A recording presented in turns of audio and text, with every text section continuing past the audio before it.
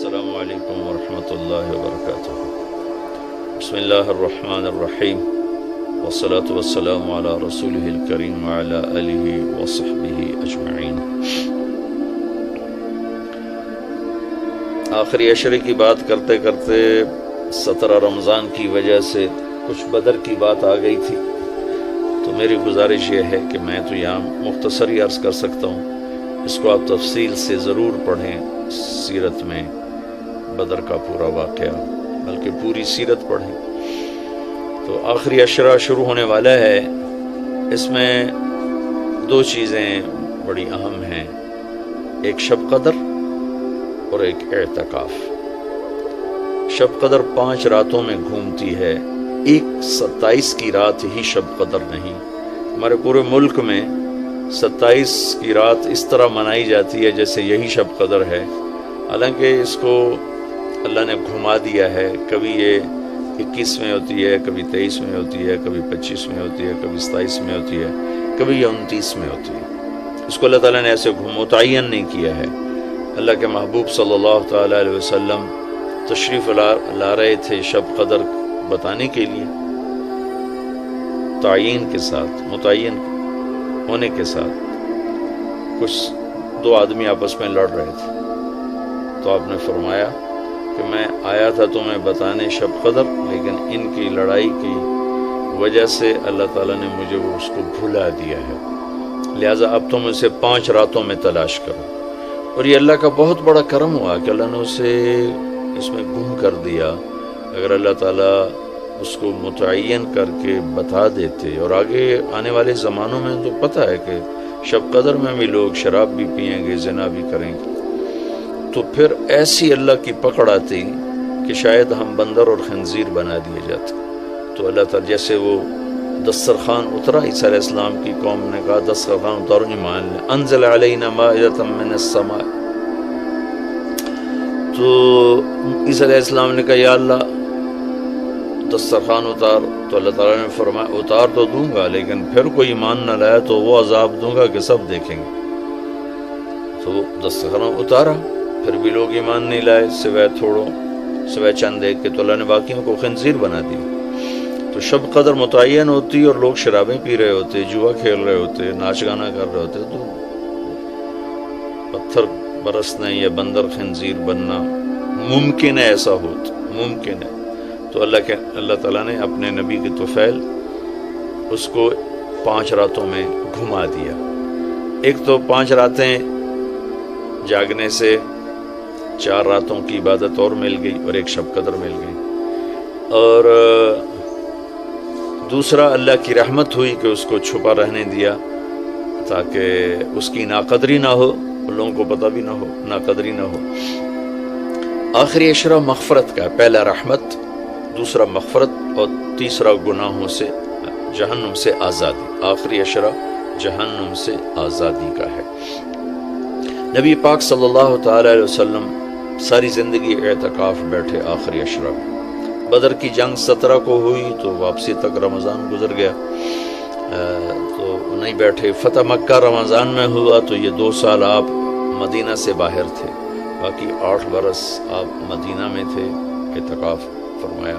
آخری 10 ہجری میں جب 11 ہجری 12 ربیع الاول آپ دنیا سے تشریف لے گئے، 10 ہجری آپ نے 20 دن کا اعتکاف فرمایا، اور جبریل کے ساتھ قرآن کا دور 2 دفعہ فرمایا۔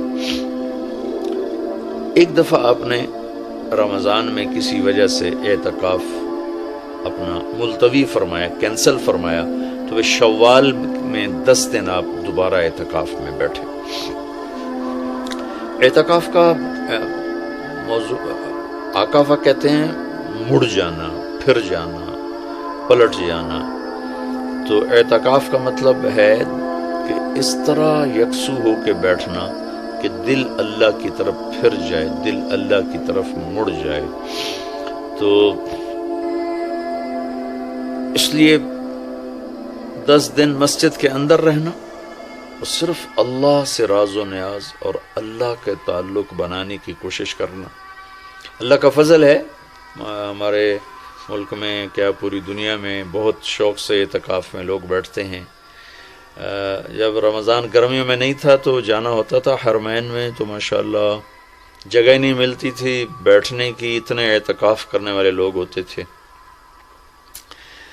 جب کوئی چیز رسم بن جاتی ہے تو اس کی روح نکل جاتی۔ اعتکاف کا مطلب ہے خلوت میں اللہ سے تعلق بڑھانا، لیکن جب وہ اعتکاف ہی ایک مجلس بن جائے اور اعتکاف بھی ایک بھیڑ بن جائے تو وہ اعتکاف نہیں رہتا، نہ اس کا وہ مقصد پورا ہوتا ہے اور نہ اس کا وہ اجر ملتا ہے جو اس پر رکھا گیا ہے کہ ایک دن کا اعتکاف جہنم سے 3 خندق دوری ہے، اور ایک خندق کا فاصلہ زمین آسمان کے برابر ہے۔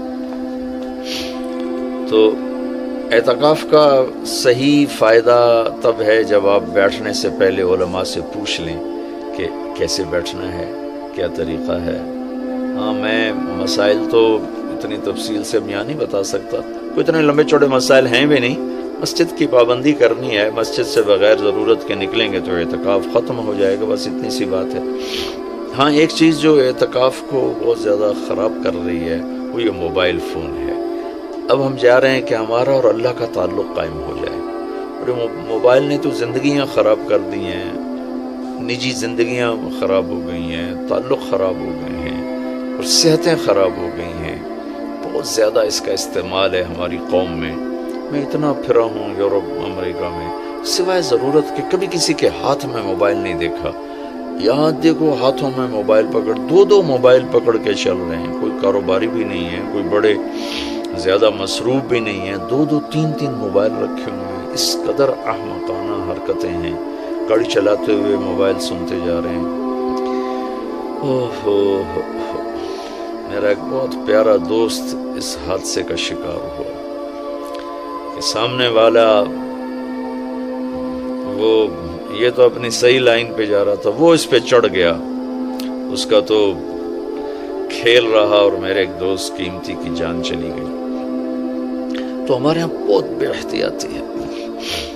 تو کم از کم یہ 10 دن آپ مسجد میں جا رہے ہیں، موبائل گھر چھوڑ کے جائیں، لیپ ٹاپ گھر چھوڑ کے جائیں، اور کئی ویڈیو گیم کھیل رہے ہوتے ہیں، بھائی تو اعتکاف نہ بیٹھ، گھر جا کے بیٹھ جا، اور موبائل پہ لگے ہوتے ہیں، لیپ ٹاپ ساتھ لے کے جاتے ہیں، وہاں کاروباری سلسلے چل رہے ہوتے ہیں۔ یہ کام تو آپ سارا سال کرتے ہی رہے ہیں۔ یہ 10 دن اس لیے فارغ کیے جا رہے ہیں کہ میں ہوں اور اللہ ہو، جب تم میرے پاس ہوتے ہو گویا کوئی دوسرا نہیں ہوتا۔ اس طرح اللہ کے ساتھ تعلق بن جائے، اس طرح اللہ پاک کی محبت نصیب ہو جائے کہ پھر ساری زندگی اللہ ہی اللہ ہو ہر وقت۔ وَإِذَا احفظ اللہ یحفظک، احفظ اللہ تجدہ تجاہک، اپنے اللہ کو اپنے سامنے رکھ، اللہ تجھے ہر وقت اپنے سامنے رکھے گا۔ ہم تو ہیں اللہ کے سامنے، ہر وقت اللہ کو تو اپنے سامنے پائے گا۔ اعتکاف میں بھیڑ اور رنگ برنگے کھانے اور لمبے چوڑے دسترخوان اور بے حساب افطاری سحری، یہ ساری چیزیں اس کی روحانیت کو ختم کرنے میں، میں یہ نہیں کہتا کہ اس کا اجر انشاءاللہ ملے گا، لیکن ایک نوجوان ماشاءاللہ اکثر نوجوان، یہ فیصل مسجد اسلام آباد میں تو سینکڑوں لوگ اکٹھے ماشاءاللہ اعتکاف میں بیٹھے ہوئے ہوتے ہیں۔ تھوڑی جو بھائی اعتکاف میں بیٹھنا چاہتے ہیں، یہ میری چند گزارشات کو ضرور سامنے رکھیں۔ موبائل لے کر نہ جائیں، لیپ ٹاپ لے کر نہ جائیں، وہاں زیادہ فضولیات، بے شک اللہ کے دین کی باتیں کریں بھی صحیح، سنیں بھی صحیح، دعوت دیں، دعوت سنیں، تعلیم میں بیٹھیں، لیکن فضولیات میں نہ لگیں، زیادہ وقت دعا میں لگیں۔ اور اعتکاف والے کے لیے یہ بھی ایک بہت بڑی فضیلت ہے کہ اگر یہ سویا بھی ہو تو اس کی عبادت کا ہی لکھا جاتا ہے، اس کا کھاتا، اس کا سونا بھی عبادت، اس کا کھانا بھی عبادت، اس کا وہاں آرام کرنا بھی عبادت۔ لوگ رات کو جاگیں گے تو ان کا جاگنا لکھا جائے گا، لیکن یہ اعتکاف میں سویا بھی ہے تو اس کا جاگنا لکھا جائے گا۔ اور 5 راتوں میں ایک رات تو شب قدر ہے ہی، تو انشاءاللہ ضرور نصیب ہو جائے گی۔ تو یہ چند ایک تھوڑے احتیاطیں ہیں، اگر اعتکاف میں برت لی جائیں تو ہمیں اللہ کا تعلق نصیب ہو۔ مستورات خواتین جو گھروں میں اعتکاف بیٹھتی ہیں تو وہ ایک کمرہ ہوتا ہے، ایک کمرے کو متعین کر لیا جاتا ہے، اسی میں وہ رہتی ہیں، اس سے باہر نہیں نکلتی۔ اسی میں انہوں نے دن گزارنا ہوتا ہے، وہ 10 دن گزاریں، 3 دن گزاریں، جتنے دن کی بھی نیت کریں۔ اللہ کے محبوب صلی اللہ تعالی علیہ وسلم ہمیشہ 10 دن کا اعتکاف فرماتے تھے، پر ایک دفعہ 20 دن کا فرمایا، اور اس میں شب قدر ہے جو لیلۃ القدر خیر من 1000 شہر۔ ایک دفعہ آپ تشریف فرما تھے اور آپ نے بنو اسرائیل کے 4 انبیاء کا ذکر کیا جنہوں نے 80 سال اللہ کے راستے میں جہاد کیا۔ تو صحابہ نے کہا بڑے غم سے، یا رسول اللہ ہماری تو عمریں ہی 80 سال نہیں ہوتی۔